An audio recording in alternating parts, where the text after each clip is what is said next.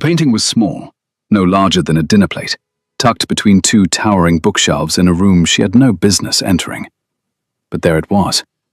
A girl of perhaps 5 years old, sitting on a velvet cushion the color of crushed raspberries, wearing a white lace dress with pearl buttons that caught the light like tiny moons. The girl's hair fell in dark curls around her shoulders. Her eyes, wide and serious, were the exact shade of amber that stared back at Ilara Voss every morning in the servants' washroom mirror. She dropped the feather duster. It hit the marble floor with a sound so small it should not have mattered. But in the silence of the Duke's private chambers, in the forbidden east wing of Ashworth Hall, it sounded like a crack of thunder. "Impossible," she whispered. Her legs would not move. Her hands would not obey. She stood frozen, a statue in a grey cotton dress and white apron, staring at a portrait that could not exist. Because no one had ever painted her as a child. She was certain of this. She had grown up in the village of Thornfield, the daughter of a washerwoman and a carpenter who could barely afford bread, let alone a portrait painted in oils by what was clearly a master's hand. The gold frame alone was worth more than her mother had earned in a lifetime. Yet the face in the painting was hers. Not similar, not reminiscent. Hers. She knew that tiny scar above the left eyebrow, the one she had gotten from falling against a stone wall when she was 4. She knew that specific way her lower lip was slightly fuller than the upper. She knew the exact placement of the small brown birthmark just below the right ear, half hidden by curls. No stranger's child shared all of these marks. No coincidence stretched that far. The room pressed in around her.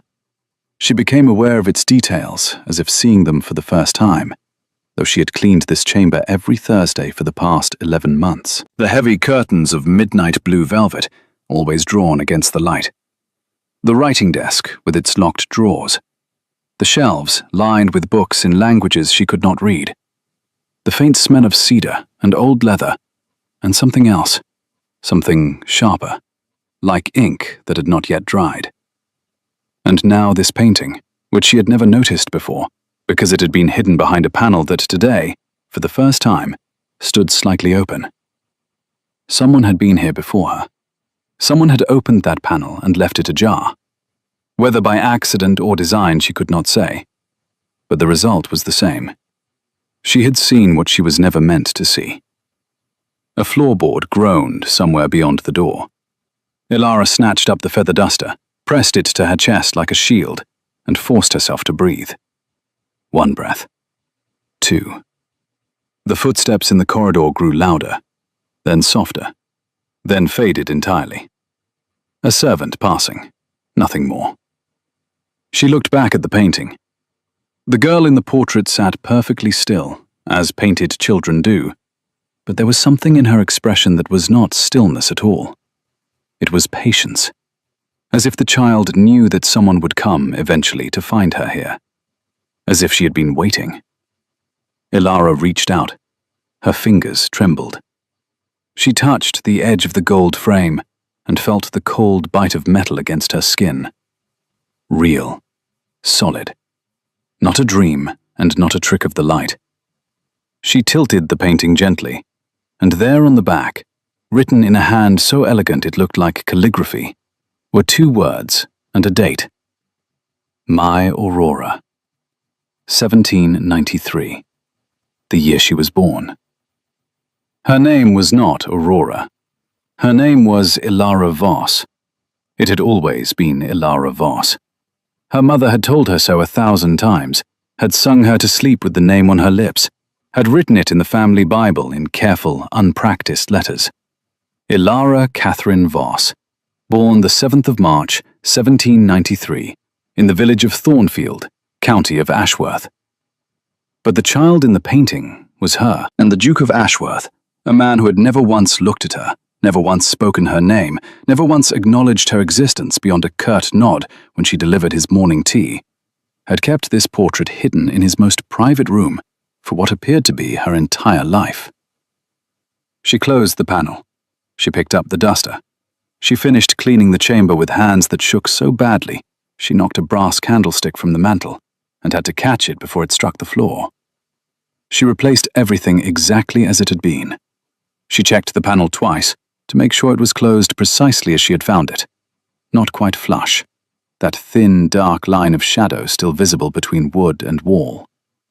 Then she walked out of the room, down the corridor, through the servants' passage, and into the kitchen, where she sat on a stool beside the bread oven and pressed her hands flat against her knees until they stopped trembling.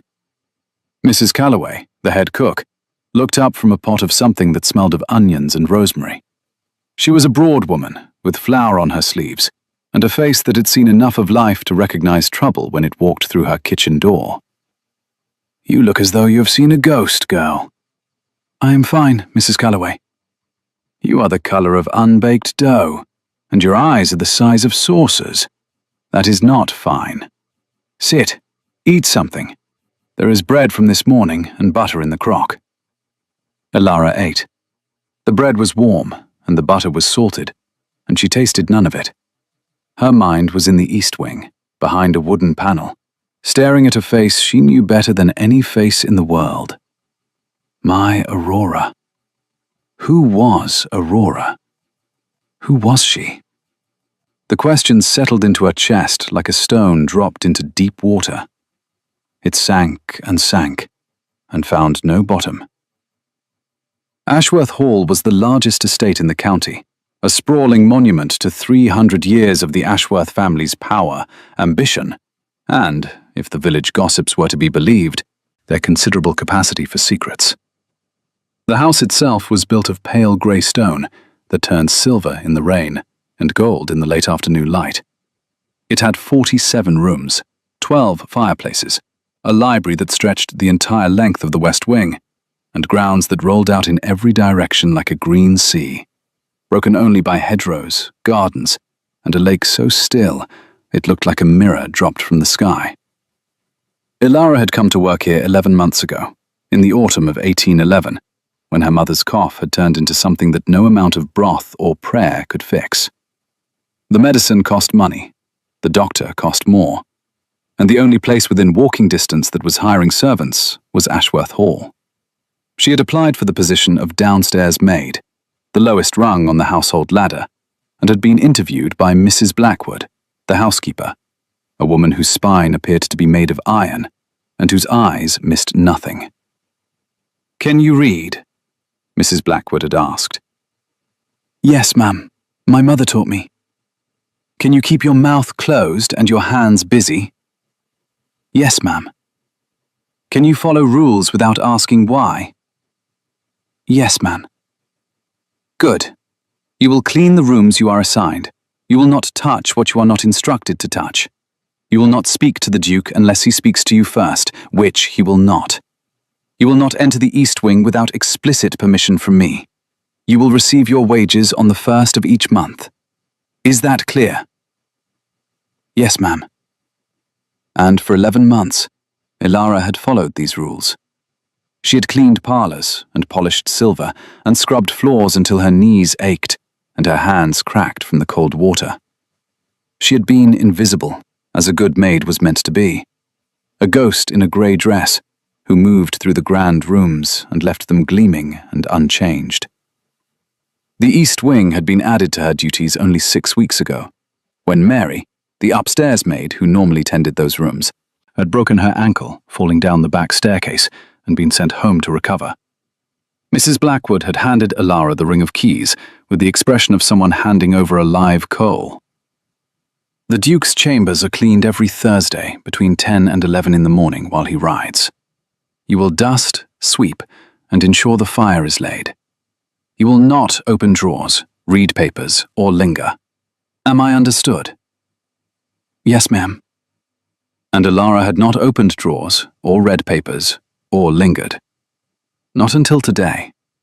Not until a hidden panel had stood open by some accident or some design, and a painted child had looked out at her from across 18 years and said, without words, "I know you. I am you." The Duke of Ashworth was named Hadrian Cole. She knew this the way all servants knew things about their employers, through the slow accumulation of overheard conversations, kitchen gossip, and the particular quantity of silence that surrounded a man who inspired both respect and unease in everyone who came near him. He was 34 years old. He had inherited the title and the estate at the age of 20, when his father had died in a riding accident that some said was not an accident at all, though no one said this loudly, or with any evidence beyond the meaningful raising of eyebrows. He had never married. He had no children. He had a younger sister, Lady Charlotte, who lived in London and visited twice a year, filling the house with noise and light and the smell of French perfume, before vanishing again like a brilliant, expensive bird. He was tall. His hair was black and kept short in a style that suggested impatience with anything that required maintenance. His eyes were grey, not the soft grey of morning mist, but the grey of storm clouds, of steel, of something ancient and unforgiving. He moved through his own house as though it were a military encampment, with the precise, measured steps of a man who had learned to command before he had learned to rest. The servants respected him because he was fair. They feared him because he was distant. They whispered about him because he was alone. And in a great house full of people, a man who chose to be alone was always a mystery. Ilara had seen him perhaps 30 times in 11 months. He passed through corridors without looking left or right. He took his meals alone in the dining room, or, more often, in his study.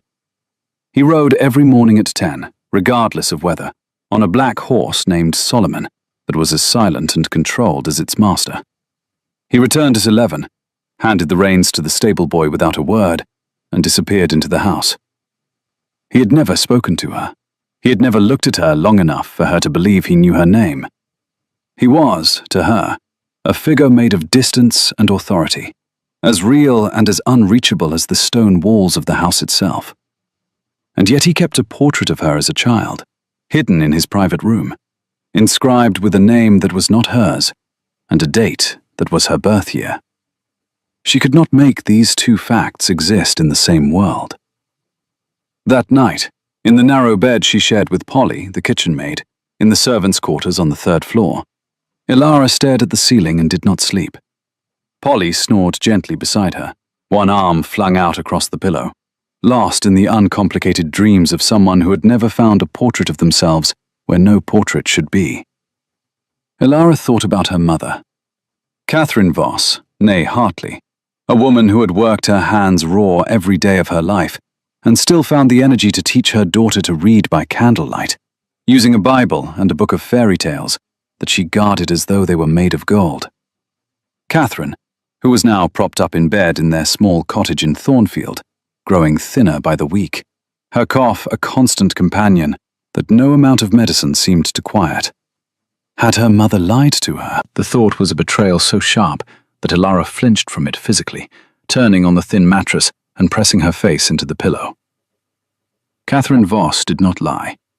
Catherine Voss was honest to the point of pain. A woman who would tell you your soup was terrible, and your dress was ugly, and your singing needed work, all in the same breath, because she believed the truth was the only gift worth giving. But someone had painted Ilara as a child. Someone had dressed her in white lace with pearl buttons and sat her on a velvet cushion and written, "My Aurora," on the back of the canvas. And that someone had given the painting to the Duke of Ashworth, or else the Duke had taken it, or found it, or inherited it. However it had arrived in that hidden panel, it had been placed there with care, with intention, with the unmistakable tenderness of someone preserving something precious. She had to go back. She had to look at the painting again. She had to be sure. Thursday was 5 days away. 5 days had never felt so long. She moved through her duties like a sleepwalker. She polished the silver in the breakfast room and stared through the window at the east wing, counting the windows until she found the one that belonged to the Duke's chambers. She swept the grand staircase and paused on the landing, where a series of family portraits lined the wall, studying each one for any resemblance to the child in the painting. She found none. The Ashworth family had sharp, angular features, high cheekbones, and pale eyes. The child in the painting had a round face, soft features, and eyes the color of amber. On Tuesday, she found an excuse to visit the village. Mrs. Calloway needed herbs from the apothecary, and Ilara volunteered before anyone else could. She walked the 2 miles to Thornfield in the thin March rain, her shawl pulled tight around her shoulders, and arrived at her mother's cottage with wet shoes and a heart full of questions she was not sure she had the courage to ask. Catherine Voss was in bed, as she always was now. The cottage was clean, kept tidy by Mrs. Phelps from next door, who came in twice a day as a kindness. There was a fire in the grate, and a pot of tea on the table, and a cat named Thistle curled on the windowsill, watching the rain. "Ilara." Her mother's face lit up. The cough was worse, a rattling, persistent thing that lived in her chest like a tenant who would not leave. But her eyes were bright, and her smile was real. "Come, sit. Tell me everything. Are they feeding you enough? You look thin." "I'm fine, Mama." "You are thin. I can see your collarbone from here. Sit, there is bread in the box." Ilara sat on the edge of the bed and took her mother's hand. It was lighter than it should have been, as though the illness was slowly subtracting weight from every part of her, reducing her bit by bit, until one day there would be nothing left to reduce. "Mama, I want to ask you something." "Then ask." "Was there ever anyone who wanted to paint me when I was small?" The change was instant. Catherine's hand tightened around Ilara's. Her smile did not disappear, but it froze, becoming something fixed and deliberate, a door closing behind a pleasant expression. "Paint you? Why would anyone paint you? We could barely afford milk." "I know. I just wondered. Someone at the hall was talking about childhood portraits, and I thought, no one painted you. You were a carpenter's daughter in a village of 200 people. We did not have portraits. We had each other, and that was enough." Catherine's voice was firm, but her hand was still tight, too tight, and her eyes had shifted to the window, to the rain, to anywhere that was not her daughter's face. Ilara recognized the deflection. She had inherited her mother's honesty, but she had also inherited her mother's stubbornness, and she knew, with a certainty that settled in her bones like cold, that Catherine Voss was not telling the truth. "Mama." "Enough, Ilara. Some questions are better left unasked. Now, tell me about the hall. Is the housekeeper still a tyrant?" Ilara told her about the hall. She described Mrs. Blackwood's iron spine and Mrs. Calloway's onion soup and Polly's snoring, and the way the library smelled of old paper and leather on rainy afternoons. She did not mention the painting. She did not mention the Duke. She did not mention the name Aurora. But when she left, walking back through the rain with the herbs for Mrs. Calloway tucked inside her shawl, she carried her mother's reaction with her like a second heartbeat. The tightened hand, the frozen smile, the eyes that fled to the window. Catherine Voss knew something, and whatever it was, it frightened her. Thursday arrived with the reluctant grey light of early spring. Ilara dressed in the dark, as she always did, pulling on her grey dress and white apron, and pinning her hair beneath her cap with fingers that trembled only slightly. Polly murmured something about turnips and rolled over. The clock in the servants' hall struck 5:30. She went through her morning duties with mechanical precision. She laid the fires in the drawing room, the morning room, and the small parlour. She polished the brass door handles in the entrance hall. She ate breakfast in the kitchen with the other servants, a bowl of porridge and a cup of tea so strong it could have stood up on its own. She said nothing unusual. She smiled when Polly made a joke about the footman's new haircut. She was invisible, ordinary, unremarkable. At 10 o'clock, she watched from the kitchen window as the Duke rode out on Solomon. Horse and rider moved across the gravel drive and onto the path that led through the park, a single dark figure against the green. She watched until they disappeared beyond the line of oaks, and then she picked up her cleaning supplies and walked to the east wing. The corridor was quiet. It was always quiet in this part of the house, as though the walls themselves understood that silence was expected. Her footsteps were soft on the carpet. The key turned in the lock with a click that echoed. She opened the door. The room was exactly as she had left it, curtains drawn, desk undisturbed. The faint smell of cedar and leather. She closed the door behind her and stood for a moment, letting her eyes adjust to the dimness. Then she walked to the bookshelves. The panel was closed, not almost closed, as it had been before, but fully, completely shut. Someone had been here. Someone had noticed. Her heart hammered. She should leave. She should clean the room as she always did and walk out and forget what she had seen and never look again.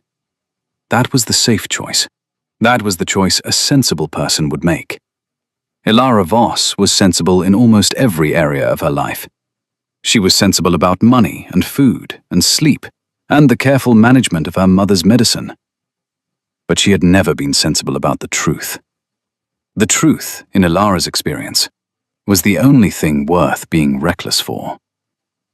She pressed the edge of the panel. It did not move. She pressed harder. Nothing. She ran her fingers along the seam, searching for a latch, a catch, a mechanism. Her fingertips found a small indentation in the wood, no larger than a thumbnail. She pressed it. The panel swung open. The painting was gone. The space behind the panel was empty, clean, not even a dust mark to show that something had rested there. As though the portrait had never existed. As though she had imagined the whole thing. But she had not imagined it. She knew what she had seen. The white lace dress, the pearl buttons, the scar above the left eyebrow. My Aurora, 1793. She stared at the empty space and felt something shift inside her, something fundamental, like a key turning in a lock she had not known existed. The painting was gone because someone had moved it, and the only person who had access to this room, the only person who would know about a hidden panel in his own private chambers, was the Duke. He knew she had found it. The thought was ice in her veins. She closed the panel, cleaned the room with shaking hands, and left. For 3 days nothing happened. The Duke rode at 10 and returned at 11. He took his meals alone. He passed through corridors without looking left or right. If he was aware that his maid had discovered a secret portrait hidden in his chambers, he gave no sign of it. His expression, on the few occasions Ilara glimpsed it from a distance, was the same as it always was, composed, remote, unreadable, a face that gave away nothing because it had been trained, from childhood or from necessity, to hold everything behind its walls. But Ilara was watching now. Where before she had moved through the house with her eyes down, seeing only floors and furniture, now she observed. She noticed that the Duke's study light burned late into the night, a golden rectangle visible from the servants' courtyard when she went to empty the evening dishwater. She noticed that he had received 3 letters in as many days, each one sealed with a crest she did not recognize, dark red wax stamped with what looked like a rose wrapped in thorns. She noticed that Mrs. Blackwood visited his study after each letter arrived and stayed for exactly 15 minutes before emerging with an expression that was, for the first time since Ilara had known her, something less than perfectly composed. Something was happening in Ashworth Hall. Something connected to the painting, or to Ilara, or to both. On Sunday, Ilara's half-day, she did not go to the village. Instead, she went to the library. The Ashworth Hall Library was a cathedral of books. 2 stories of shelves rose to a ceiling painted with clouds and angels and a sun that looked as though it was setting over a classical landscape. Rolling ladders on brass rails allowed access to the upper shelves. The windows were tall and narrow, letting in light that fell in long, warm columns across the reading tables. The air was thick, with the particular stillness that only accumulated knowledge could create. The patient silence of 10,000 stories waiting to be opened. Servants were not forbidden from the library. This was one of the few genuinely generous policies of the household, established, according to Mrs. Calloway, by the Duke's mother before her death. Any member of the household, from the butler to the scullery maid, could borrow books on their half-day, provided they were returned in the condition they were found. Ilara had used this privilege several times before, selecting novels that she read by candlelight in the narrow hours between work and sleep. Today she was not looking for novels. She found the family histories on a shelf in the far corner of the lower floor. They were bound in dark leather, stamped with the Ashworth crest in gold, and organized by generation. She pulled down the volume that covered the most recent period, 1770 to 1810, and carried it to a reading table by the window. The book was dry, dense, full of names and dates and property transfers and marriages, recorded in the clipped, formal language of someone who believed that facts were more important than feelings. She read through births and deaths and inheritances, through accounts of lands purchased and disputes settled, and titles passed from father to son with the mechanical regularity of a clock. She found what she was looking for on page 217. The entry was brief, almost dismissive, the way unpleasant things were often recorded in family histories, with just enough detail to acknowledge their existence and not one word more. In the year 1793, a child was born to Lord Ashworth, the entry read, referring to the current Duke's father. The child, a girl, was removed from the household shortly after birth, owing to circumstances of a sensitive and private nature. No further record exists. Ilara read the passage 3 times.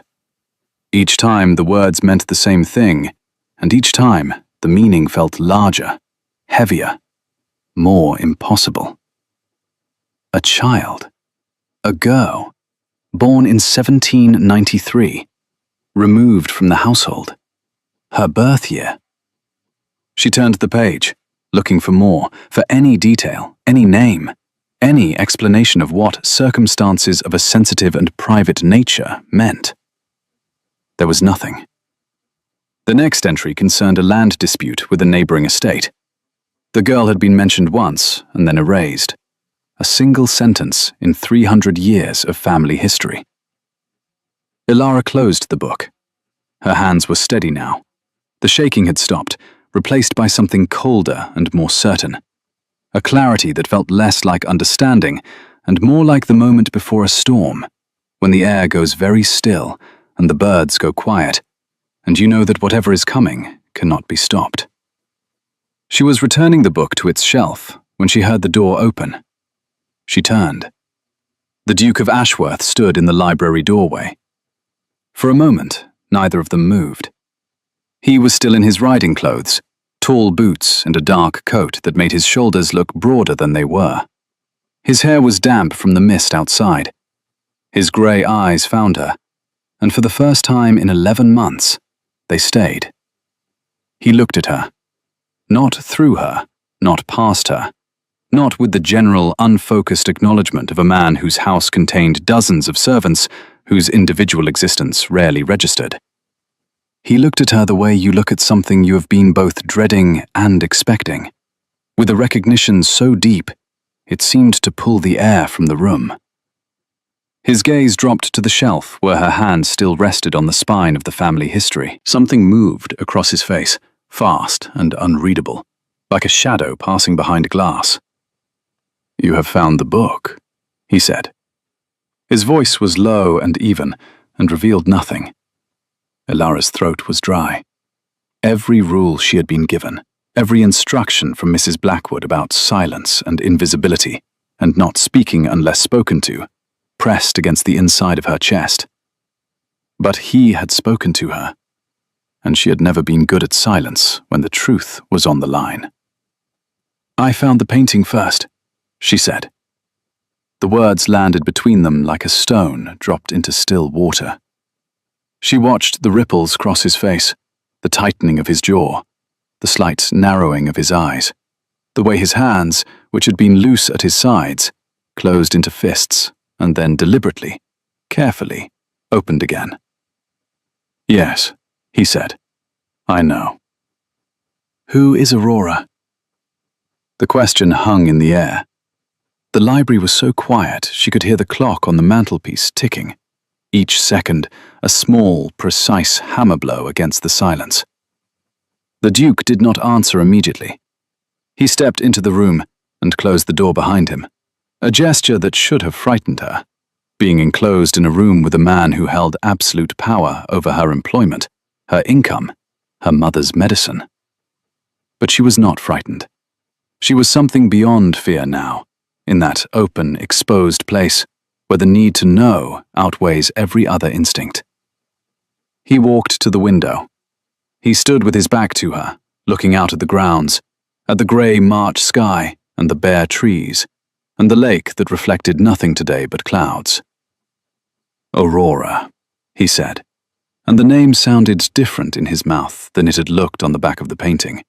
Heavier, more worn, as though he had carried it for a long time, and the weight had shaped itself to his voice. Aurora was my sister. Lady Charlotte is your sister. Charlotte is my half-sister. We share a father. Aurora... He paused. The silence lasted 3 heartbeats. Aurora was my full sister. Same mother, same father. Born when I was 16. What happened to her? He turned from the window. His expression was controlled, locked down, every line of his face held in place by an effort of will that was almost visible. But his eyes, those grey, storm cloud eyes, were not controlled at all. They were full of something old and deep and unresolved, a grief that had not faded with time because it had never been allowed to surface. My mother died giving birth to her, he said. My father, in his grief, in his guilt, could not bear to look at the child. She was a reminder of what he had lost, so he gave her away. Gave her away. To a family in the village, a carpenter and his wife, good people, kind people. He asked them to raise her as their own, and never speak of her origins. In exchange, he settled a sum of money on them, and promised that the child would never be troubled by the Ashworth name. The room tilted. Ilara felt it tilt, felt the floor shift beneath her feet, as though the foundation of the house had moved. A carpenter and his wife, in the village. Her father had been a carpenter. Her mother was a carpenter's wife. No, she said. The word came out as a whisper. I was 16 when she was born, the Duke continued. His voice was steady, the steadiness of a man who had rehearsed this moment in his mind 1,000 times and was now delivering the words from memory rather than from feeling. I held her once, for perhaps 10 minutes, before my father took her away. She had dark hair and amber eyes, and she looked at me as though she already knew who I was. Ilara pressed her hand against the bookshelf. The wood was solid beneath her fingers, real, anchoring. I tried to find her, he said. When my father died and I inherited the estate, I searched. But the carpenter and his wife had been careful. They had changed her name. They had moved to a different village. It took me years. And when I finally found her, she was already here. Here. Working in my house, cleaning my rooms, walking past me in the corridor every morning with her eyes down and her hair pinned under a white cap. And I could not say a word, because I did not know how to begin. Ilara's vision blurred. She blinked, and the tears she had not realized were forming spilled down her cheeks in 2 hot, silent tracks. The painting, she said. I commissioned it when she was 5. I hired an artist and sent him to the village to paint the carpenter's daughter under the pretense of a local patronage project. The carpenter's wife was pleased. She thought it was a kindness from a stranger. She did not know it was a brother who could not stop searching for the sister he had lost. His voice cracked on the last word. Just barely, just enough. He caught it and held it and continued. I have kept that portrait for 13 years. It is the only image I have of her. Of you. The word landed like a hand placed gently on a wound. You. Not her. Not Aurora. You. My name is Ilara, she said, and her voice broke. and she did not try to fix it. "Your name," he said, "is whatever you choose it to be. I am not here to take anything from you, not your name, not your life, not the family you know. I am only here because you found the painting, and I could not allow you to wonder without answers. You deserve answers. You have always deserved them." She wiped her eyes with the back of her hand. The tears kept coming. She let them. "Does my mother know?" The question was quiet, almost inaudible. "She has always known. Your father knew as well before he passed. They were good to you. Better than anyone in this family ever was. She lied to me. She protected you. There is a difference. My father's condition for the arrangement was absolute secrecy. If anyone learned the truth, the money would stop, and the family would be left with nothing. Your mother kept the secret because the alternative was poverty. She kept it because she loved you and could not risk losing the means to care for you." Elara thought of her mother's hand tightening around hers, the frozen smile, the eyes that fled to the window. Not lies, she understood now. Not betrayal. Fear. The deep, persistent fear of a woman who had been given a child to love and told that the price of keeping her was silence. "Why did you let me work here?" she asked. "If you knew who I was, why did you let me scrub your floors?" The question carried an edge she had not entirely intended, a sharpness born of confusion and grief, and the sudden, overwhelming awareness that her entire life had been constructed on a foundation she had not known existed. The Duke heard the edge. He did not flinch from it. "I did not know," he said. "Not at first.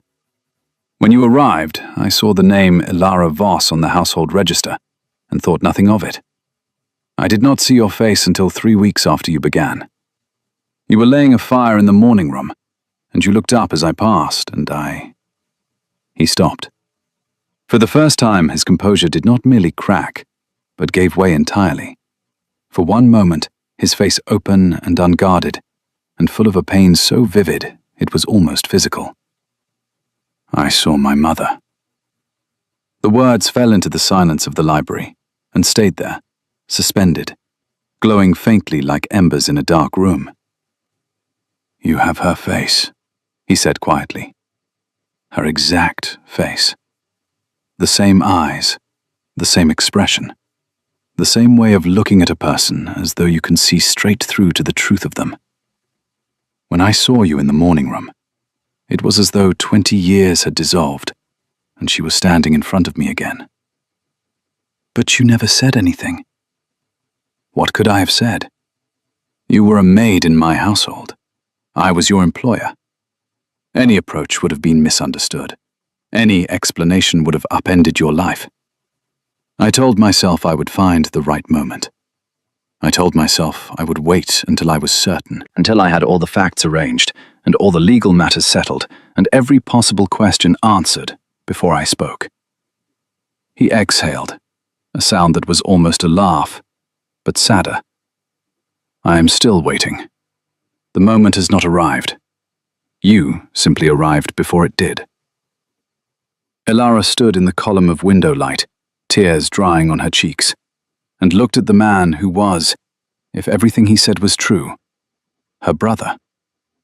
She searched his face for resemblance and found it in unexpected places, not in the color of his eyes or the shape of his jaw, which were his father's, but in the way he held himself when he was trying not to feel. The straightened spine, the locked shoulders, the hands that opened and closed as though deciding between reaching out and pulling back. She knew that posture. She saw it in her own reflection every time she forced herself to walk past a room she wanted to enter, or hold back a word she wanted to say. "I do not know what to do with this," she said honestly. "Nor do I," he said. "I have never known. I have spent 14 years not knowing what to do with this. And I can tell you with certainty that the not knowing does not improve with time. It only becomes more familiar." Something in the way he said it, the dry, precise honesty of it, the complete absence of self-pity, made her almost smile. Almost. "You should have told me sooner," she said. "Yes." "You should not have let me clean your chambers without knowing the truth." "Yes." "It was wrong." "Yes, it was. I was a coward, and I am sorry." She had not expected the apology. She had expected justification, explanation, the careful logic of a powerful man who was accustomed to defending his choices. The simplicity of the sorry caught her off guard, and she felt something in her chest shift. Not forgiveness exactly, but the first distant possibility of it. A door left slightly ajar. "I need time," she said. "Take whatever you need. Nothing will change. Your position is secure. Your wages are secure. Your mother's medicine will continue. I ask nothing of you except that you know the truth, because you found it on your own, and it belongs to you." He moved toward the door, and she understood that he was leaving, that he was giving her the room and the silence and the space she had asked for, and that this was, for a man who had spent 14 years waiting to have this conversation, an act of restraint so profound it was almost painful to witness. "Your Grace." He stopped. His hand was on the door handle. "The painting. Where did you move it?" He was quiet for a moment. When he answered, his voice was so low she had to lean forward to hear it. "I keep it beside my bed. I've always kept it beside my bed. The panel was only for when the servants cleaned." He opened the door. "You were never meant to see it, Elara. But I think, perhaps, you were always meant to find it." He left.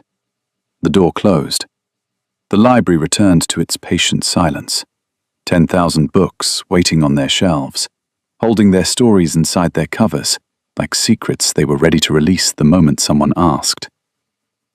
Elara sat down at the reading table. She put her head in her hands, and for the first time since she had come to Ashworth Hall, she allowed herself to cry without trying to stop, to feel without trying to manage, to be confused and overwhelmed and angry and grateful and frightened all at once. Because the truth was all of these things, and none of them, and something larger than all of them combined. She was not Elara Voss, daughter of a carpenter. She was not Aurora Ashworth, sister of a duke. She was both. She was neither. She was a woman sitting in a library with a broken history, and a brother she did not know how to claim, and a mother who had loved her enough to lie. The rain had started again. She could hear it against the tall, narrow windows. A sound like fingers tapping, patient and persistent. The world knocking gently at the glass and asking to be let in. 3 weeks passed. Elara continued her duties. She cleaned the east wing on Thursdays. She polished silver and swept stairs and laid fires and carried trays. She was the same maid she had been before, performing the same tasks in the same grey dress. And yet everything was different. Because she was different. Because knowledge, once gained, changes the person who holds it, even when nothing external changes at all. The Duke maintained his distance. He rode at 10 and returned at 11. He took his meals alone. He did not seek her out or send messages or create occasions for contact. He had said, "Take whatever you need," and he was keeping his word with a patience that she was beginning to understand was not coldness, but discipline. The hard-won discipline of a man who had learned that the things he wanted most were the things most likely to be destroyed by reaching for them too quickly. But small things changed. A book appeared on the servants' hall table one morning, a volume of poetry by a writer Elara loved, with a pressed flower marking a page she had once mentioned to Mrs. Calloway was her favorite. No note, no attribution, just the book, as though it had arrived by coincidence. A new blanket appeared on her bed, thicker and warmer than the thin wool she had been using. Polly assumed it was a surplus from the linen cupboard. Elara knew it was not. The doctor's visits to her mother increased from once a month to once a week. Catherine mentioned this in her letters with puzzled gratitude, noting that the doctor seemed to have acquired a sudden and inexplicable interest in her case, arriving with new medicines and new treatments that she could not possibly afford, but that were somehow being provided at no charge. These were the gestures of a man who did not know how to say, "I am your brother, and I love you," but could not stop himself from showing it in every way that did not require words. Elara collected them like evidence. Each one was a small stone placed on a scale, tipping the balance, slowly and inevitably, towards something she was not yet ready to name. On a Tuesday in April, something disrupted the careful, fragile balance. Elara was polishing the banister in the entrance hall when the front doors opened and a man walked in who was not the Duke. He was perhaps 50, dressed in clothes that were expensive but slightly ill-fitting, as though his body had recently changed shape and his tailor had not been informed. His face was ruddy, his eyes were small and calculating, and he carried himself with the aggressive confidence of a man who believed he was important and needed everyone around him to agree. "I am here to see Ashworth," he announced to no one in particular. Mr. Harding, the butler, appeared with the seamless efficiency that was his particular gift, materializing from the shadows as though he had been waiting for exactly this moment. "Lord Pemberton, His Grace is expecting you, if you would follow me." Lord Pemberton. Elara knew the name from kitchen gossip. He was the Duke's cousin on his father's side, the son of the old Duke's younger brother. He visited Ashworth Hall once or twice a year, always with an agenda that Mrs. Calloway described, with her characteristic bluntness, as scheming and grabbing. He was also, according to the household register that Elara had begun consulting with a researcher's dedication, the next in line for the Ashworth title and estate, if the Duke died without an heir. Lord Pemberton passed Elara on the staircase without seeing her.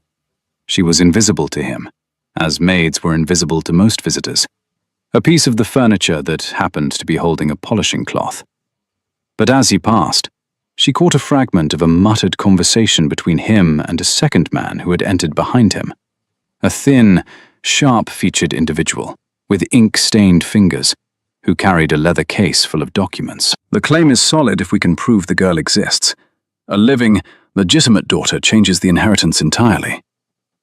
The words dissolved into the distance of the corridor.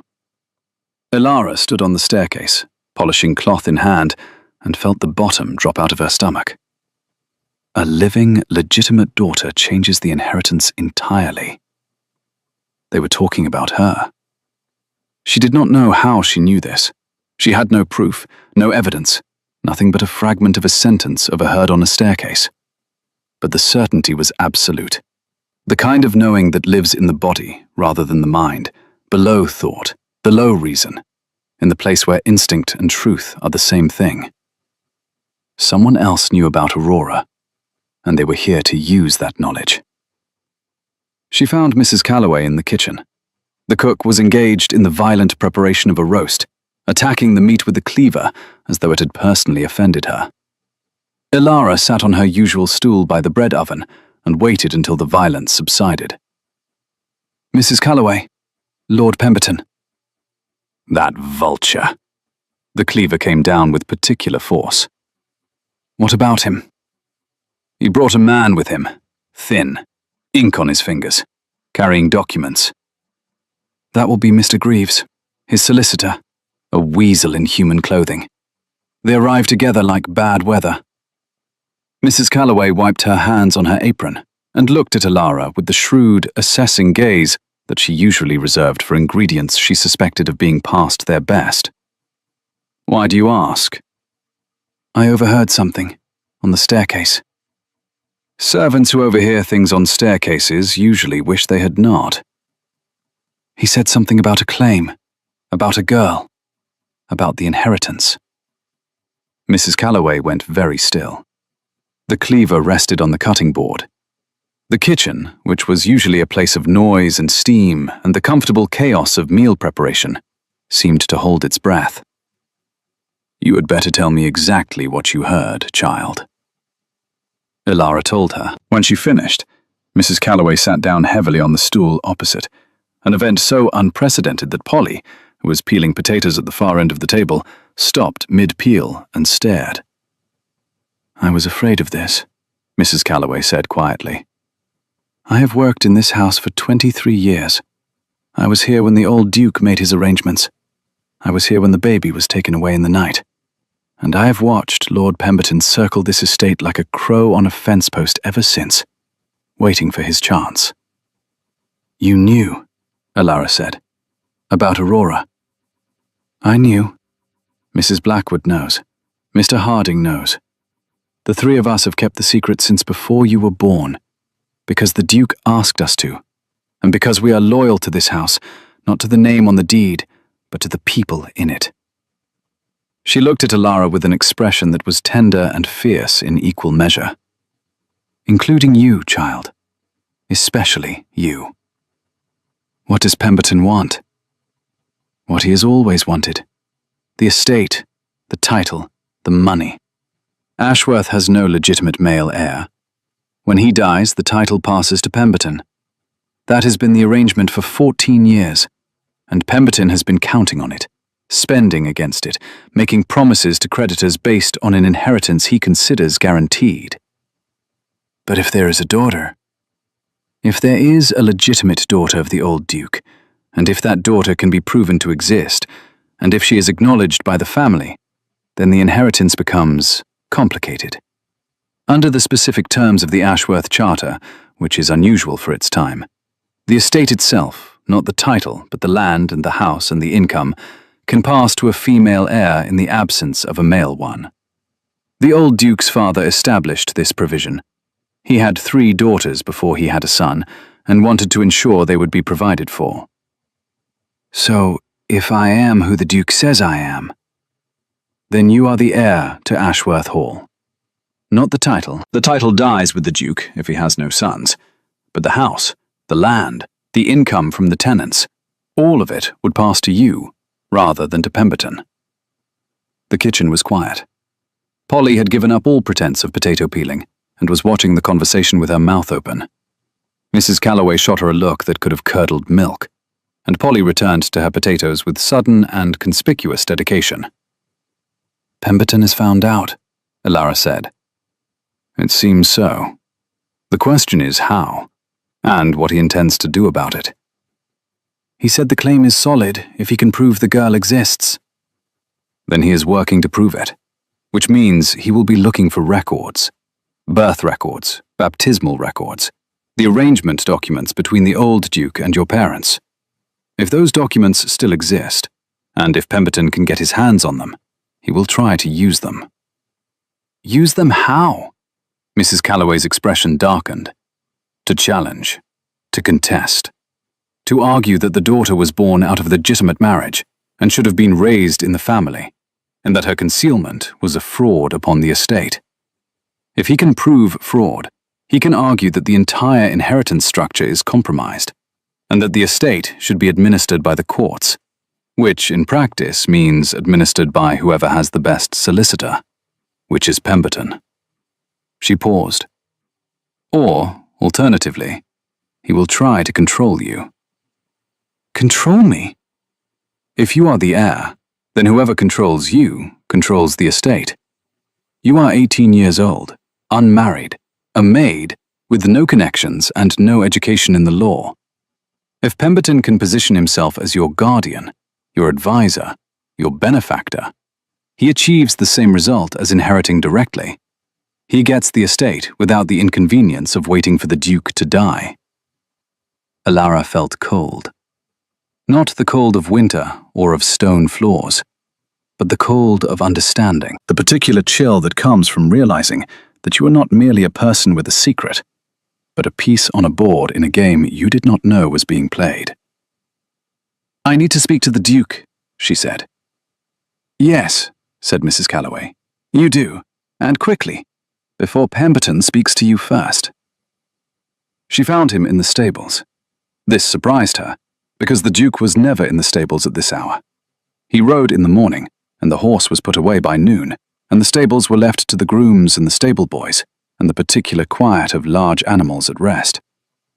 But there he was, standing in Solomon's stall with his coat off and his sleeves rolled up, brushing the horse with long, even strokes that spoke of habit and comfort, and the kind of calm that only physical, repetitive work could provide. He did not look calm. His jaw was tight, and his shoulders were set in that locked, guarded posture she now recognized as his defense against feeling. He had seen Pemberton. He knew what was coming. "Your Grace." He looked up. The brush paused mid-stroke. Solomon turned his great dark head and regarded Alara with the placid disinterest of a horse who has seen everything and been impressed by none of it. Alara. It was the first time he had used her name since the library. The sound of it in his voice, in that low, careful register, made something tighten in her chest. "I know about Pemberton," she said. "I know what he wants." The Duke set down the brush. He stepped out of the stall and closed the gate behind him. In the diffused light of the stable, with straw on his boots and his hair slightly disordered, he looked less like a duke and more like what he actually was, a man carrying too much weight and trying to set it down without breaking anything. "What did you hear?" She told him. He listened without interrupting, his expression growing steadily more closed, more controlled, more locked down with each sentence. When she finished, he was quiet for a long time. "I had hoped for more time," he said, finally. "Time for what?" "To do this properly. To tell you the truth at a pace that did not feel like a catastrophe. To give you the chance to decide what you wanted before anyone else tried to decide for you." He ran a hand through his hair, an unconscious gesture that disrupted his composure in a way that was almost endearing. "Pemberton has been investigating for months. I received the first indication in January. Letters from my solicitor in London warning that someone had been making inquiries about the old Duke's personal affairs, specifically about the year 1793. I hoped to resolve it quietly. It appears I cannot." "What does he have?" "I do not know yet. The documents that prove your identity, the arrangement between my father and your parents, your true birth record, these were kept in my father's private safe. I have them. They are here, in this house. But Pemberton is resourceful, and the witnesses to the arrangement, the doctor who delivered you, the priest who baptized you under your true name, these are people who can be found and persuaded. Or bribed. Or bribed." He met her eyes. "I will not allow him to harm you, Alara. Whatever his plans, whatever his resources, I have spent 14 years protecting you from a distance. I will not fail at it now. I do not need protection. I need information. I need to understand what I am dealing with." Something shifted in his expression. It was small, barely perceptible, but she saw it. A flicker of something that might have been surprise, or might have been recognition. The look of a man seeing something familiar in an unexpected place. "You sound like my mother," he said quietly. "Then your mother was a sensible woman." The almost smile again. Not quite reaching his mouth, but present in his eyes, a ghost of warmth in all that grey. She was. Sensible and stubborn, and brave to the point of recklessness, and absolutely unwilling to let anyone else fight her battles for her. My father used to say that marrying her was like marrying a thunderstorm, beautiful and terrifying, and impossible to control. He does not sound like a man who would give away his own daughter. The warmth vanished. The Duke's face closed like a door. He was not always the man he became. Grief changed him. Guilt changed him more. By the time you were born, he was already half destroyed by losses I will not detail, because they are not mine to share. Giving you away was not cruelty.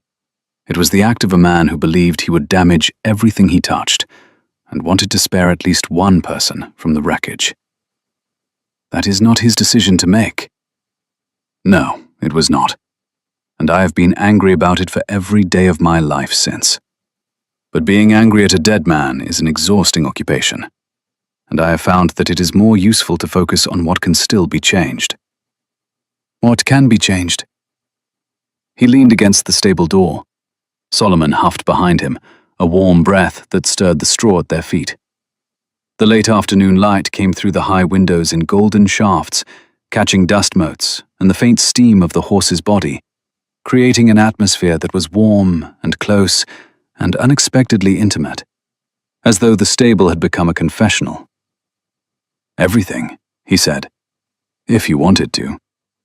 I can acknowledge you publicly as my sister. I can have the documents verified and filed with the courts. I can establish your claim to the estate in a way that is legally unassailable. Pemberton's schemes depend on secrecy and control. If the truth is public, if you are known and recognized, he has nothing to leverage." "And what happens to me?" "You stop being a maid. You become Lady Aurora Ashworth, daughter of the late Duke, sister of the current one. You would have a place in this house, not as a servant, but as family. You would have an income, an education, a future that extends beyond polishing silver and laying fires." "I would lose everything I know." "Yes." The honesty was absolute. He did not soften it, did not wrap it in reassurance or false optimism. He laid the cost on the ground between them and let her see it for what it was. "My mother," Ilara said, "would always be your mother. Nothing I do changes that. Catherine Voss raised you, loved you, sacrificed for you. No document, no title, no legal proceeding alters the fact that she is your mother in every way that matters." "She is dying." The words came out before she could stop them.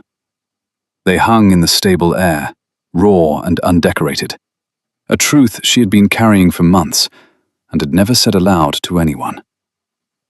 The Duke went very still. His eyes, those grey, guarded eyes that she was beginning to read despite their defenses, filled with something she could not name. Not pity, something deeper than pity, something that recognized loss not as an abstract concept, but as a lived, ongoing experience, the kind of knowing that only comes from having lost something yourself. "I know," he said. "The doctor reports to me. I am sorry, Ilara. I am more sorry than I know how to say." "Then say nothing, just—" She stopped. She did not know what she wanted. She did not know how to ask for it. She was 18 years old and standing in a stable with a brother she had met 3 weeks ago, discussing the loss of the mother who had raised her and the inheritance of a life she had never imagined. And every part of it was too large for the container of herself. "Just help me keep her comfortable," she finished. "I will. I have been. I will continue. Whatever she needs, for as long as she needs it." She nodded. The tears were back, but she did not fight them this time. She had learned, in the 3 weeks since the library, that some tears were not weakness, but weight being released, the body's way of setting down what the mind could not. "I need to think," she said. "Take whatever time you need. You keep saying that, because I keep meaning it." She left the stable. Behind her she heard the soft sound of a brush against a horse's coat, and she understood that the Duke was returning to the only comfort available to him, the rhythmic, physical, wordless work of caring for a creature that expected nothing from him but presence. She thought about this as she walked back to the house, about the different kinds of care, about how her mother had cared for her with warmth and food and stories, and the fierce, protective love of a woman who had been given a child and decided that the giving made her a mother in truth. About how the Duke had cared for her, with distance and silence, and hidden paintings and anonymous gifts. The careful, watchful love of a man who did not know how to claim what was his, without risking its destruction. Two people, loving the same girl in two completely different languages, and neither one knowing that the other was speaking at all. Pemberton made his move 4 days later. Elara was in the kitchen garden, cutting herbs for Mrs. Calloway, when she heard footsteps on the gravel path behind her. She turned. Lord Pemberton stood at the garden gate, his bulk blocking the light, his small eyes fixed on her with an expression that combined friendliness and calculation in roughly equal measure. "Miss Voss," he said, "might I have a word?" She had been expecting this. She had prepared for it. But preparation and reality are different countries, and standing face to face with a man who wanted to use her as a tool for his own ambition felt different from imagining it in the safety of her own mind. "My lord?" "I will not waste your time with pleasantries. I believe we have something in common, Miss Voss. Or should I say, Miss Ashworth?" She said nothing. She held the herbs in her hand, the rosemary and thyme, and felt their sharp, clean scent rise between them like a boundary. "I know who you are," he continued. "I have documents that prove who you are. And I have a proposition that I believe will benefit us both. I am listening. You are the legitimate daughter of the late Duke of Ashworth. As such, you are entitled to this estate, these grounds, and the considerable income they generate. My cousin, Hadrian, the current Duke, has kept this from you for your entire life. He has kept you ignorant and poor and working as a servant in your own house, while he enjoys the wealth and comfort that should rightfully be yours." The words were smooth, polished, delivered with the practiced ease of a man who had rehearsed them. They were also, Elara noted, designed to accomplish a specific thing: to make her angry at the Duke, to drive a wedge between them, to isolate her. "Go on," she said. "I can help you claim what is yours.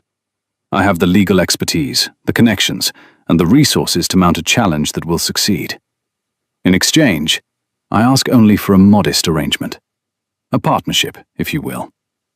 You receive the estate, and I receive a fair share of its income as compensation for my assistance. A fair share. 60%. 60%. The estate generates £12,000 a year. 60% is a reasonable fee for the legal and social advocacy required to establish your claim. You would still receive nearly £5,000 annually, a vast improvement over your current wages as a maid." Elara looked at Lord Pemberton. She looked at his expensive, ill-fitting clothes, and his calculating eyes, and his mouth, which smiled without any corresponding movement from the rest of his face. She looked at him and saw, with perfect clarity, exactly what he was. A man who had looked at her and seen not a person, but a key, a tool, a means to an end that had nothing to do with her welfare, and everything to do with his own greed. "No," she said. The smile did not falter. "I understand your hesitation. Perhaps you need time to consider." "I do not need time. The answer is no." "Miss Voss, you are a maid earning £12 a year. I am offering you 5,000. Surely you can see the advantage." "I can see that you are offering me 40% of something that, by your own argument, is entirely mine. I can see that you expect me to be grateful for the opportunity to give you the majority of my own inheritance. And I can see that you came to me in the kitchen garden rather than the front parlor, because you wanted this conversation to happen without witnesses." The smile disappeared. In its place was something harder, something that had been behind the smile all along. "You are making a mistake," Pemberton said. His voice had dropped the polish. Underneath it was gravel. "Your cousin Hadrian is not the ally you imagine. He has his own reasons for keeping you close, and none of them are sentimental. If you refuse my help, you will find yourself alone, without resources, without legal standing, and without anyone to protect your interests." "I have survived 18 years without your protection, my lord. I expect I will manage a few more." She turned back to the herb garden. Her hands were shaking, but her voice had been steady, and that was what mattered. She heard Pemberton's footsteps on the gravel, sharp and angry, retreating toward the house. She did not turn around. When she told the Duke that evening, standing in his study because she had walked past the door and he had said her name and the word had pulled her inside like gravity. His reaction was not what she expected. He laughed. It was not a full laugh, not the free, unburdened sound of a man who found something genuinely amusing.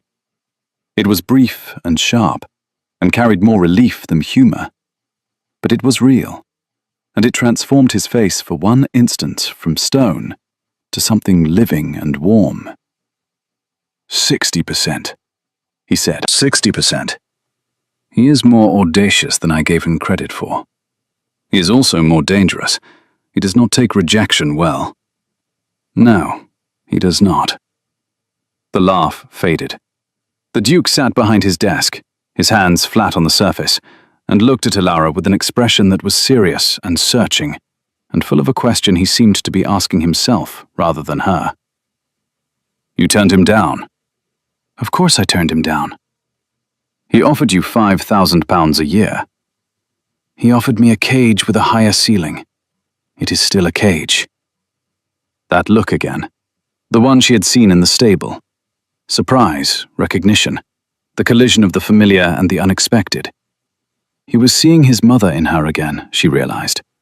Not her face this time, but something deeper, a quality of character, a way of seeing through the surface of things to the mechanism beneath. We need a plan, he said. Yes. I have asked my solicitor to come from London. He will arrive Friday.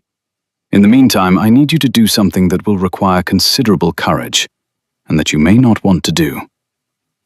What? Tell your mother the truth. Tell her what you have found, what you know, and what is coming. Because Pemberton will go to Thornfield. He will try to find Catherine. He will try to use her fear and her illness and her love for you as leverage. And she needs to be prepared. Elara closed her eyes. Behind them, in the dark, she saw her mother's face on the pillow, thin and pale, and fierce with a love that had never asked for anything in return. I will go tomorrow, she said. I will send a carriage. I will walk. He opened his mouth, then closed it. He understood. There were some journeys that needed to be made on foot, step by step, with time to think between each one. Elara. She was at the door. She turned. Whatever happens next, whatever Pemberton does, whatever the courts decide, whatever name is on the documents, you should know something. He paused. His hands on the desk were very still. I am glad you found the painting. I have been carrying this secret alone for 14 years, and I am glad, finally, to set it down. Is that why you left the panel open? The question was quiet. She had been thinking about it for weeks, the panel that had stood ajar on that first Thursday, the too convenient accident that had started everything. She watched his face and saw the answer before he spoke it, in the way his jaw tightened and his eyes shifted, the way a man looks when a truth he has been protecting is gently, precisely revealed. I did not leave it open on purpose, he said carefully. But you did not close it. I may have neglected to verify that it was fully secured. On the one day of the week when your maid was scheduled to clean the room. A coincidence. Your Grace. Hadrian, he said. If we are to be honest with each other, which I believe almost apologetic green that appears in March, as though the plants themselves are not quite certain that winter is over. The sky was overcast, but bright. The kind of sky that cannot decide between rain and shine, and so offers both, alternating between brief moments of warmth and shadow. She arrived at her mother's cottage at noon. Catherine was sitting up today, propped against pillows, with Thistle the cat on her lap, and a cup of tea in her hand. She looked better than she had 2 weeks ago. The new medicine was working, or at least it was holding the illness at a distance, buying time that everyone knew was borrowed, but that felt, in the moment, like a gift. Elara! The smile. The unchanged, unchangeable smile of a mother seeing her child. Sit. Tell me everything. Elara sat on the edge of the bed. She took her mother's hand. She held it gently, aware of its lightness, its fragility, the blue veins visible beneath the skin, like rivers on a map of a country she was slowly losing.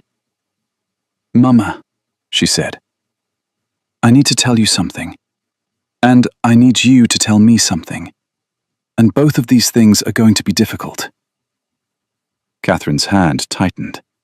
Not with the fear Elara had seen before, not the reflexive grip of a woman protecting a secret, but with something steadier.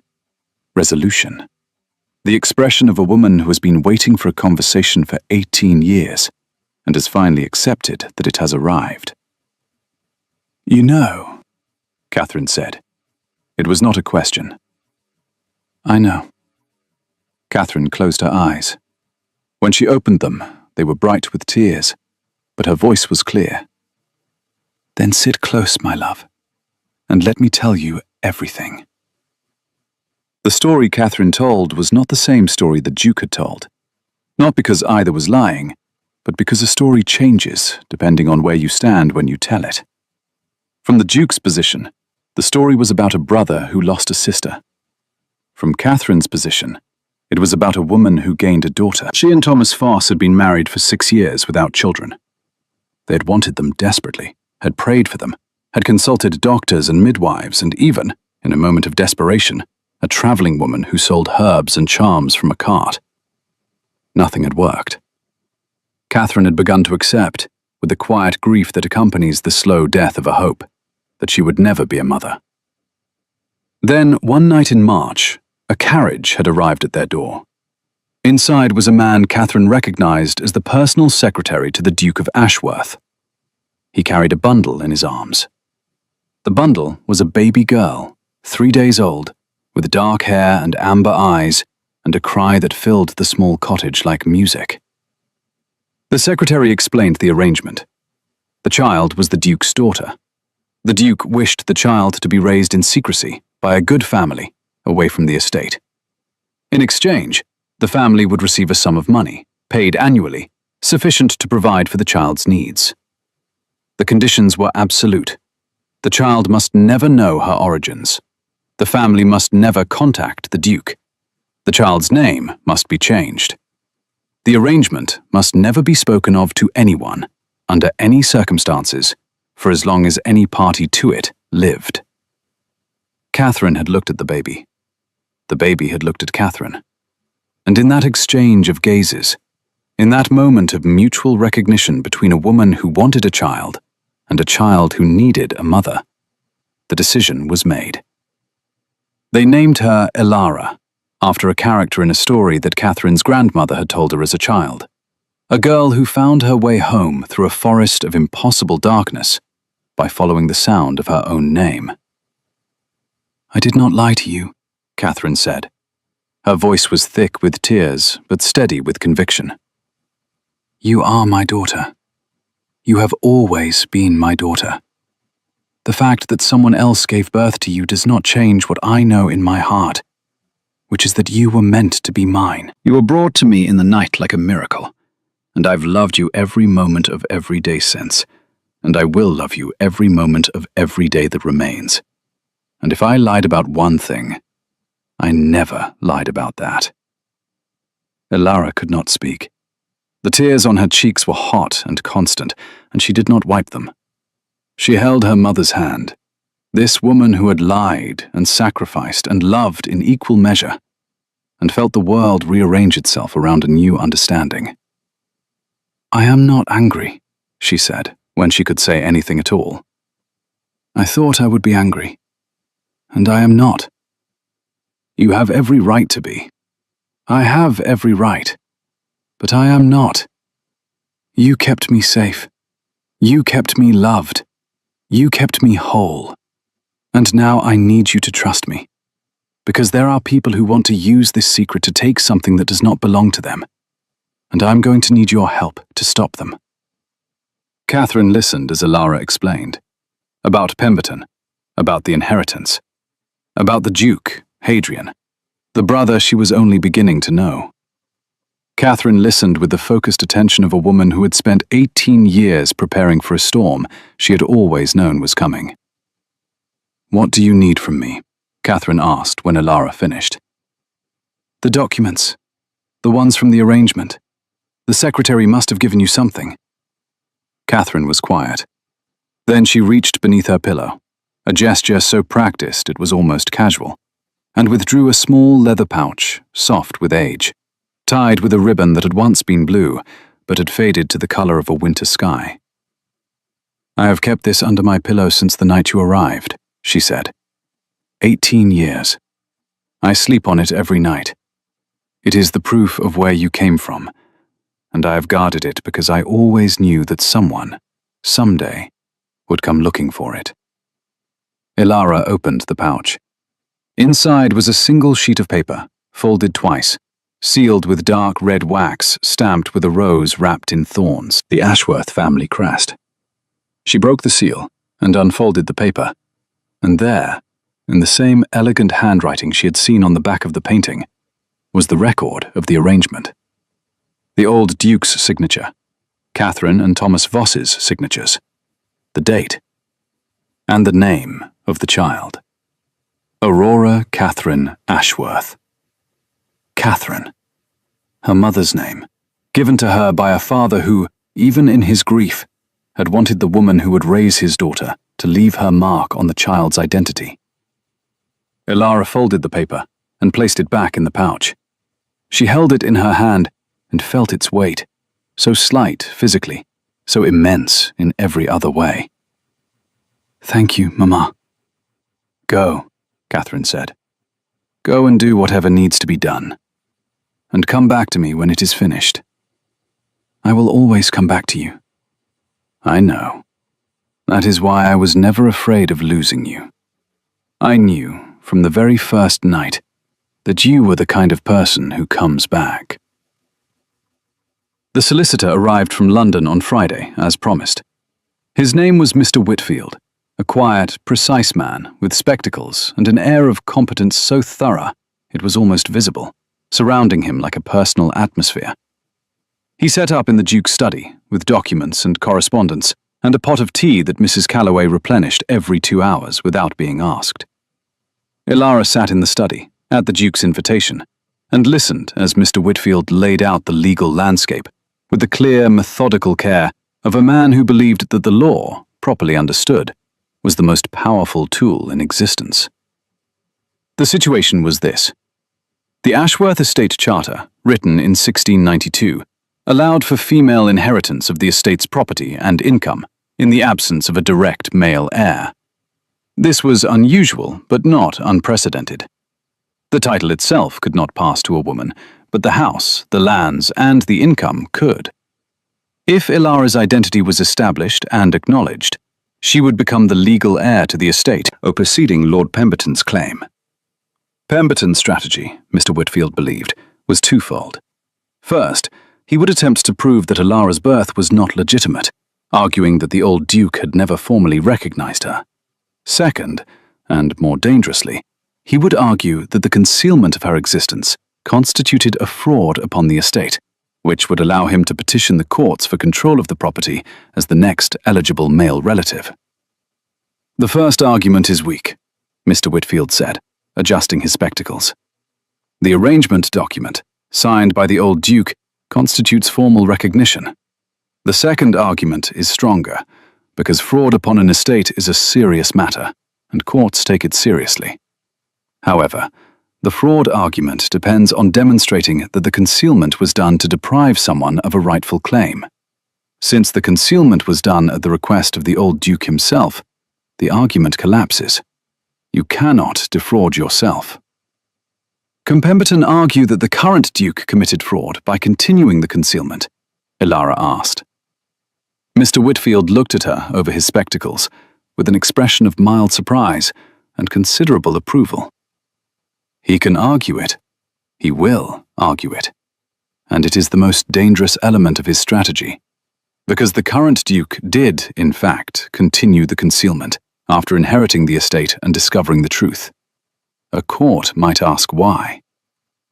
The Duke, who had been sitting behind his desk in his customary posture of rigid composure, spoke for the first time. "Because I was trying to protect her. I understand that, Your Grace. A court may also understand it. But a court may also see it as a man protecting his own inheritance by keeping a rival claimant ignorant and impoverished. Pemberton's solicitor will certainly present it that way. The room was quiet. Ilara looked at the Duke. He looked back.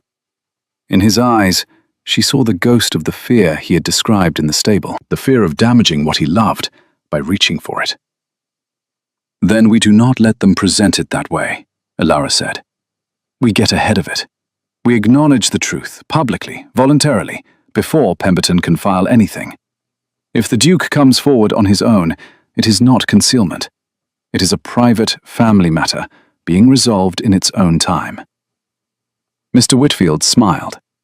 It was a small smile, the kind that a teacher gives a student who has arrived at the right answer by their own reasoning. Precisely, Miss Voss, or rather, Miss Ashworth, if you choose to accept that name.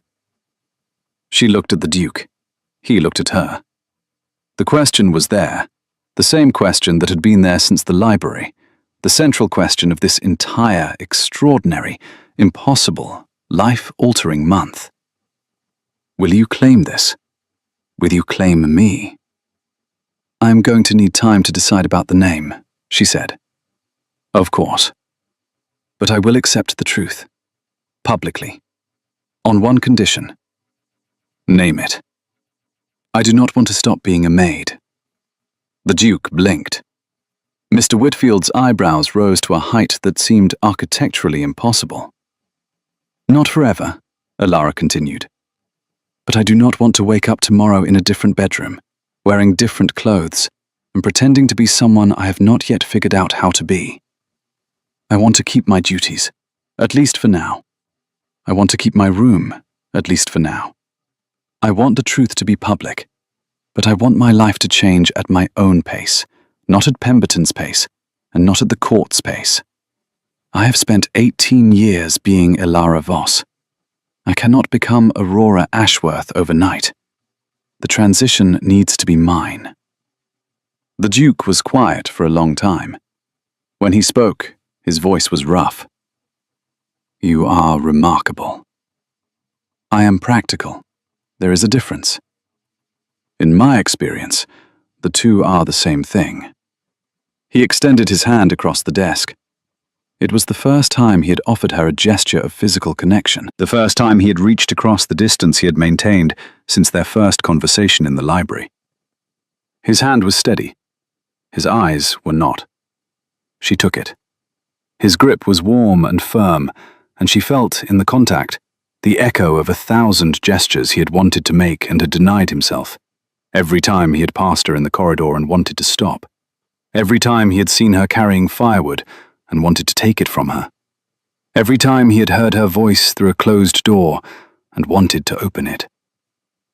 Welcome home, Ilara, he said. The public acknowledgement was made the following week, in the form of a legal declaration filed with the county court and a letter published in the county newspaper. The language was careful, composed by Mr. Whitfield with the precision of a man crafting a lock that only one key could open. It stated the facts without embellishment.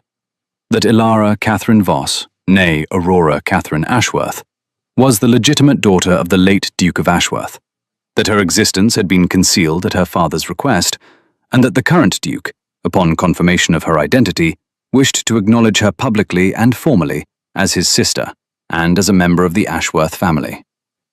The county reacted as counties do, with a combination of shock, fascination, and the immediate certainty that they had always known something was different about that girl. Mrs. Phelps from Thornfield told anyone who would listen that she had always thought Ilara had a noble bearing. The vicar noted that the girl had always read the hymns more clearly than anyone else in the congregation, which was, in his opinion, a sign of good breeding. The village baker offered Catherine Voss a free loaf of bread, which Catherine accepted with the dry observation that noble connections improved the quality of one's breakfast, at least. Pemberton filed his challenge within the week. Mr. Greaves, his solicitor, presented a petition to the county court, arguing that the Duke's concealment of Ilara's existence constituted fraud, and that the estate should be placed in receivership pending a full investigation. The petition was comprehensive, well-researched, and entirely predictable. Mr. Whitfield responded with the arrangement document, bearing the old Duke's signature and seal. He presented Catherine Voss's testimony, given in writing due to her illness, confirming the details of the arrangement. He presented the baptismal record, obtained from the church in the next county, where the old Duke's secretary had taken baby Aurora to be christened in secret. And he presented the portrait, the small painting of a 5-year-old girl with amber eyes and a scar above her left eyebrow, inscribed on the back with the words, "My Aurora, 1793, which constituted physical evidence of the current Duke's long-standing awareness of and emotional attachment to his sister's existence. The case proceeded through the spring and into the summer. Ilara attended every hearing, sitting in the public gallery in her grey dress, her hands folded in her lap, watching the legal arguments unfold with the focused attention she brought to everything. The Duke sat beside her when he was not being called to testify, close enough that their shoulders sometimes touched, close enough that she could feel the tension in his body and the effort he made to contain it. He testified with the same precise, restrained honesty he brought to every conversation. He described finding the documents after his father's death. He described the search for his sister. He described the moment he recognized her in the morning room and the years of watching from a distance that followed. He did not embellish. He did not plead. He laid the truth on the ground and let the court see it for what it was. When asked why he had not acknowledged Ilara immediately upon discovering her identity, he was silent for a long moment. Then he said, in a voice that carried to every corner of the courtroom, "Because I was afraid. I was afraid of disrupting her life. I was afraid of the responsibility. And I was afraid that if I told her the truth, she would look at me and see not a brother, but a stranger who had allowed her to live in poverty while he lived in comfort. I was a coward. The court may judge me for that. I have already judged myself." Ilara, in the gallery, felt her throat tighten. Beside her, Mrs. Calloway, who had come to offer moral support and had brought a bag of sandwiches because she believed that no legal proceeding should be endured on an empty stomach, muttered something under her breath that sounded very much like, "That boy," spoken with the exasperated tenderness of a woman who had watched a child grow into a man and loved him through every difficult stage. Pemberton's case unraveled over the course of 3 hearings. Mr. Whitfield dismantled each argument with the methodical pleasure of a man taking apart a machine to show that its components did not fit together. The fraud argument failed because the concealment was initiated by the old Duke himself. The legitimacy argument failed because the arrangement document constituted formal recognition.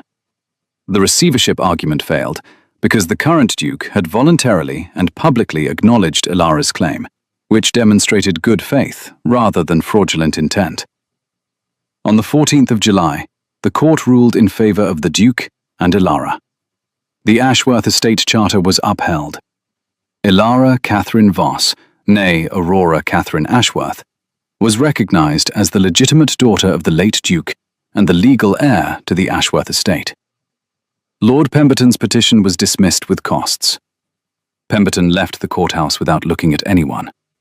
His solicitor followed, carrying the leather case of documents that had become, over the course of the proceedings, progressively lighter, as one argument after another was removed and discarded. They climbed into a carriage and drove away, and Ilara watched them go and felt nothing. No triumph, no satisfaction, no vindication. Only the flat, exhausted relief of someone who has been carrying something heavy for a very long time and has finally been allowed to set it down. The Duke stood beside her on the courthouse steps. The July sun was warm on the stone, and the air smelled of summer, of cut grass and roses, and the particular golden quality that English afternoons take on when the light is at its longest and most generous. "It is done," he said. "Yes." "How do you feel?" She considered the question. She considered the courtroom behind her and the road ahead, and the house waiting in the distance, its pale grey stone catching the light, its 47 rooms holding secrets she was only beginning to discover. "Hungry," she said. The Duke looked at her. She looked at him. And then, for the first time, they laughed together. A real laugh, full and free and completely unguarded. The sound of two people who have survived something difficult and discovered, on the other side of it, that they understand each other in a way they did not expect and cannot entirely explain. Mrs. Calloway, standing 3 steps below with her bag of sandwiches, said, "I told you, no one should go to court without provisions," and began distributing ham and cheese with the calm efficiency of a woman whose solutions to life's problems were frequently and correctly food-based. They ate sandwiches on the courthouse steps.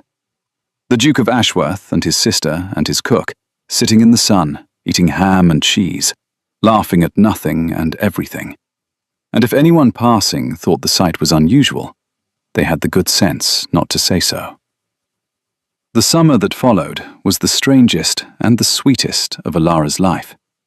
She kept her word and continued her duties, though the duties themselves shifted gradually as Mrs. Blackwood, with her characteristic efficiency, began training her in the management of the household she would one day own. Alara learned about tenants and rents and crop rotations and the maintenance of a 300-year-old building that seemed to require constant, expensive attention. She also learned about her brother. Hadrian was, she discovered, a man of quiet and specific habits. He read in the evening by the fire. He kept a journal that he wrote in every night before bed. He was an excellent rider and a terrible card player. He had a dry, precise sense of humor that emerged without warning and disappeared just as quickly. He could discuss literature and philosophy and the proper management of drainage ditches with equal authority and passion. He was generous to his tenants, fair to his servants, and completely, utterly, helplessly unable to express his emotions directly. She learned this last quality most clearly one evening in September when she found him in the library, standing before a portrait of their mother that hung above the fireplace. He was not looking at it. He was standing with his back to it, his arms crossed, his jaw tight, staring at the floor with the expression of a man losing an argument with himself. "You could just talk to it," Alara said from the doorway. He looked up. "I beg your pardon?" "The portrait. You are clearly having a conversation with it. You might as well face the right direction." He stared at her. Then he turned, looked at the portrait, and said nothing. But his arms uncrossed and his jaw relaxed, and after a moment he exhaled a breath that sounded as though it had been held for years. "She would have liked you," he said. "She would have liked you too." "She did like me. I was her favorite." "You were her only child for 16 years. The competition was limited." The almost smile. The real one. The one that reached his eyes. "You are a deeply impertinent person." "I have been told it runs in the family." He laughed, and then he did something he had never done before, something that crossed the careful distance he had maintained throughout their entire relationship. He reached out and pulled her into an embrace, wrapping his arms around her shoulders and holding her against his chest with a fierceness that surprised them both. He was warm and solid, and he smelled of cedar and old books and horses. And Alara stood in her brother's arms in the library of her family's house and felt, for the first time in her life, a sense of belonging so complete, it was like a missing piece of herself clicking into place. "I am sorry," he said into her hair. "For all the years I was not there." "You were there," she said. "You were always there. I just did not know it." He held her for a long time. The fire crackled. The portrait watched. And outside, the September evening settled over Ashworth Hall like a blanket, gold and warm, and full of the quiet promise that the best things, the truest things, The things most worth having are always the things that take the longest to arrive. Catherine Voss died on a Tuesday in October, with the leaves turning gold outside her window, and Thistle the cat on her lap, and Alara holding her hand. She died quietly, as she had lived, without drama or fanfare, with a final squeeze of her daughter's fingers, and a whisper that Alara had to lean close to hear. "You were the best thing," Catherine said. "The very best thing." And then she was gone, and the room was quiet, and the leaves went on turning because that is what leaves do. They turn and fall and return, season after season, in a cycle of loss and renewal that is the oldest story there is. The Duke came to the funeral. He stood at the back of the small village church in Thornfield, in a dark coat, with his hands folded and his head bowed.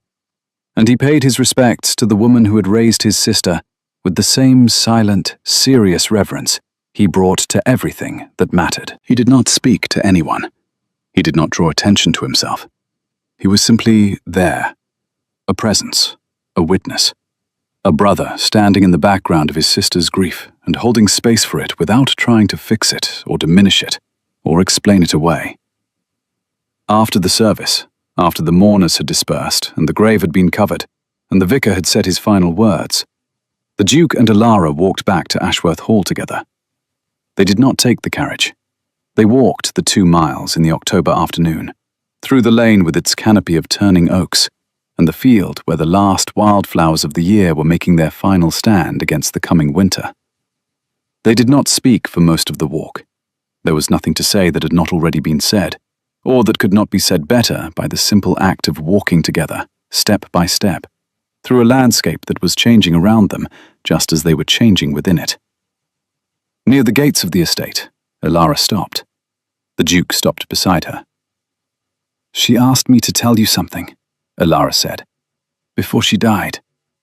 She said to tell the Duke that she kept her promise, and that she would keep it again 1,000 times, because the promise gave her you."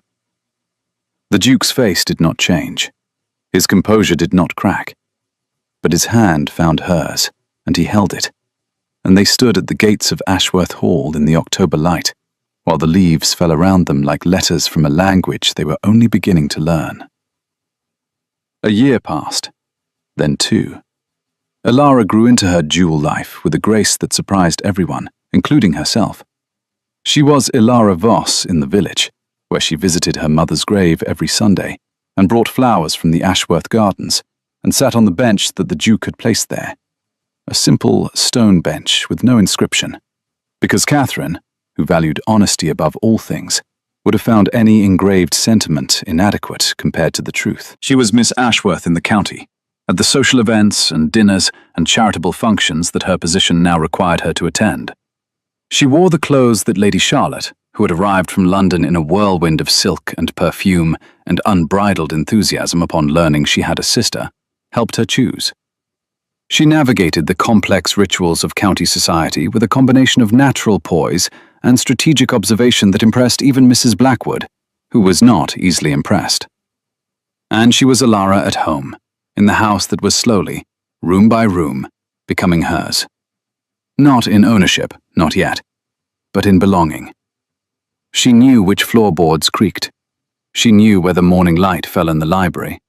She knew the particular sound the front door made when the wind was from the east, a low moan that Mrs. Calloway insisted was a ghost, and that Alara insisted was a hinge in need of oil.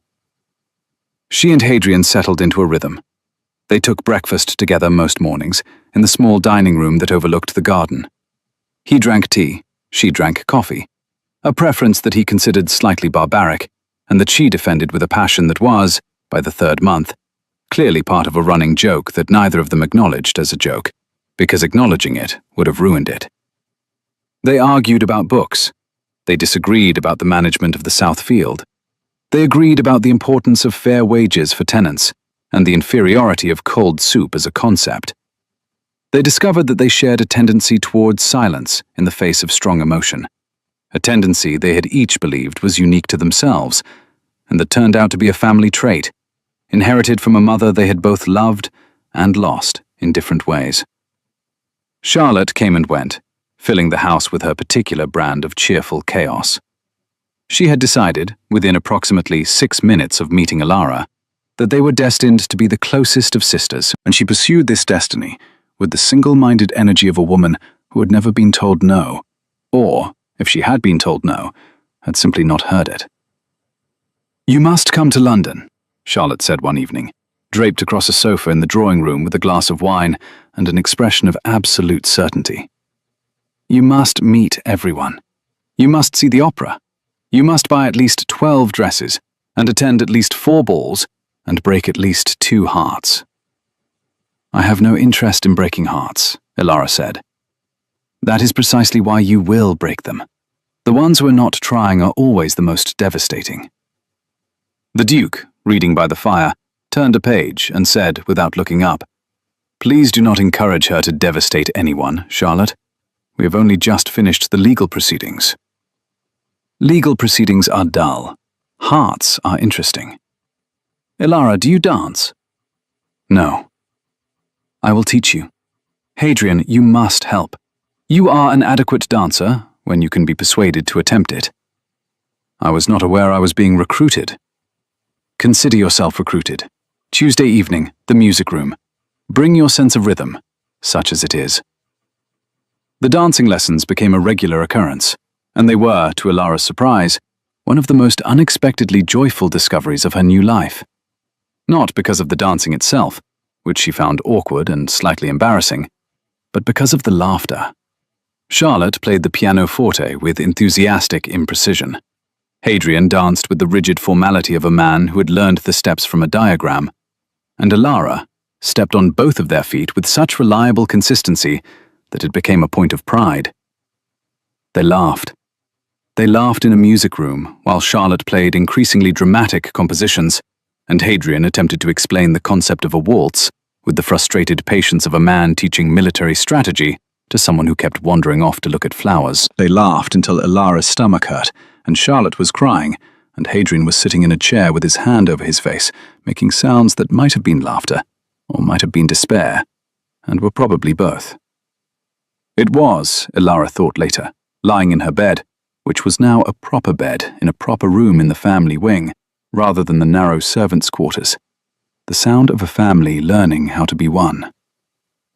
3 years after the painting, 3 years after the moment she had stood in the Duke's private chambers and whispered impossible, and felt the world tilt beneath her feet. Alara stood in the same room. The curtains were open now, had been open for 2 years, since the day she had marched in and pulled them back, and told Hadrian that a room without light was a room without hope, and that she would not tolerate either condition in her house.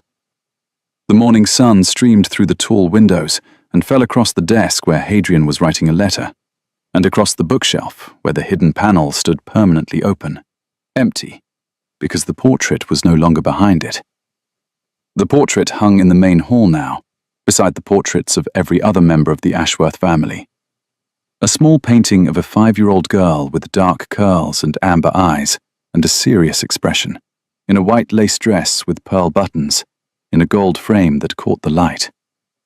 Beside it hung a new portrait, commissioned by Hadrian the previous year, of Alara as she was now, 21, composed, direct, with her mother's face and her brother's bearing, and something in her eyes that was entirely her own. Beneath both portraits, on a small brass plaque, were the words, "Aurora Catherine Ashworth, called Alara, beloved daughter and sister, found and claimed." She ran her fingers along the plaque. The metal was warm from the sunlight. "You are going to be late," Hadrian said from the study doorway. He was dressed for riding, which meant he was dressed the way he was always dressed, practically, simply, like a man who valued function over appearance, and was only occasionally persuaded by Charlotte to wear something that did not look like it had been selected in complete darkness. "I am never late." "You are frequently late. You were late to your own acknowledgement hearing." "That was one time. and I was late because Mrs. Calloway insisted on packing a bag of sandwiches. A decision that proved prescient, as I recall. I am not arguing about sandwiches at 8 in the morning. You argue about everything at every hour. It is your most consistent quality. She looked at him. He looked at her. And in the look that passed between them was everything that 3 years had built. Every conversation and every argument and every silence and every laugh. Every moment of recognition and every moment of surprise. The slow, patient, painstaking construction of a relationship that had no model and no precedent. That was not quite the bond between siblings who had grown up together, and not quite the bond between strangers who had found each other. But something new, something entirely its own, built from the ground up by two people who had decided, independently and then together, that the truth was worth more than comfort, and that love was worth more than fear. "Come riding with me," he said. "I do not ride." "I will teach you." "The last time you tried to teach me something, I stepped on your feet for an hour." "Horses do not have feet. They have hooves. Much harder to step on." She laughed. He almost smiled. The morning light filled the hall, and the portraits watched, all of them. 300 years of Ashworths looking down from their frames at the latest addition to their number. A girl who had come to this house with a feather duster and a grey dress, and had found, behind a hidden panel, the truth of who she was. And who she was, she understood now, was not a name or a title or an inheritance.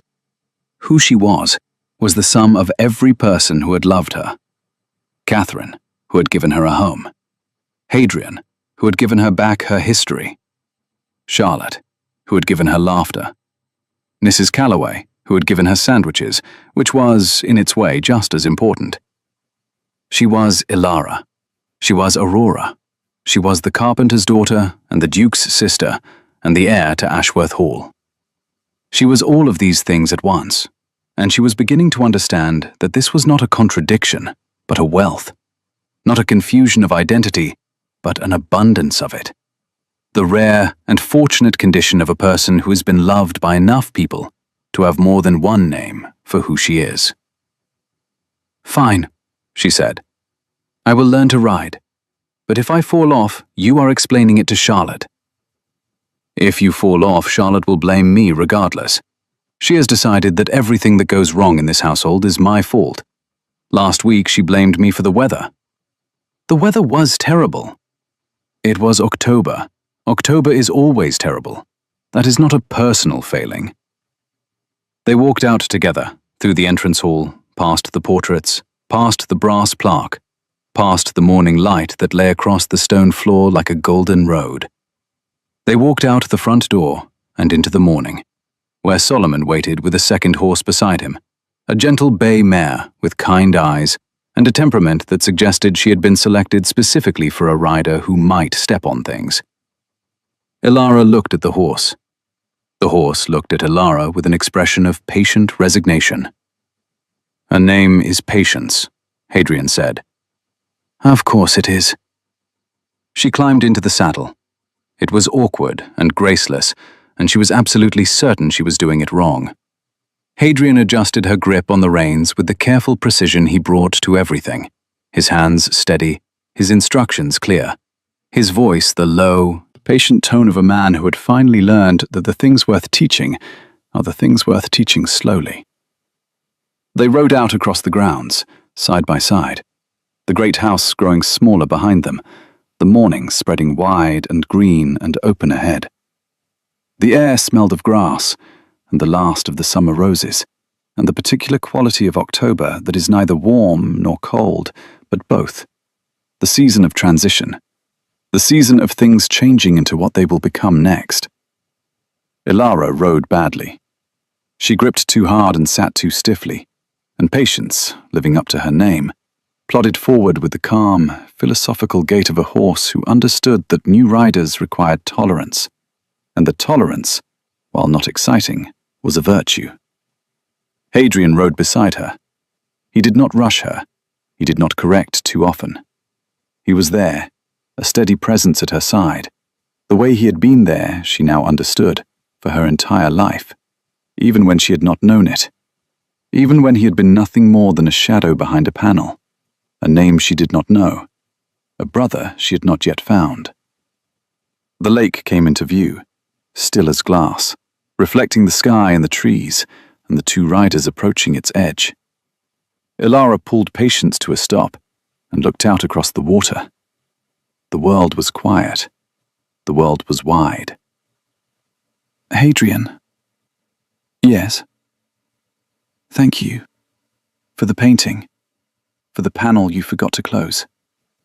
For all of it." He was quiet for a moment. Solomon shifted beneath him, and the morning light caught his eyes, turning the grey to silver, the colour of something old and strong and enduring. "You found it yourself," he said. "I merely failed to hide it well enough." "That is one way to describe it." "It is the modest way. I am practicing modesty. Charlotte says I lack it." "Charlotte is not wrong." They sat by the lake in the morning light, brother and sister, on their horses, looking out at a reflection of the sky that was as clear and complete as the sky itself, a perfect mirror, showing them the world and themselves in it. Together, finally, after all the years of separation and silence and secret paintings and hidden truths. And if the reflection trembled slightly in the breeze, rippling and reforming and rippling again, that was only the water doing what water does, moving and changing and finding its level, always finding its level, no matter how far it has traveled or how many obstacles it has met, always finding its way to the place where it is still and deep and home.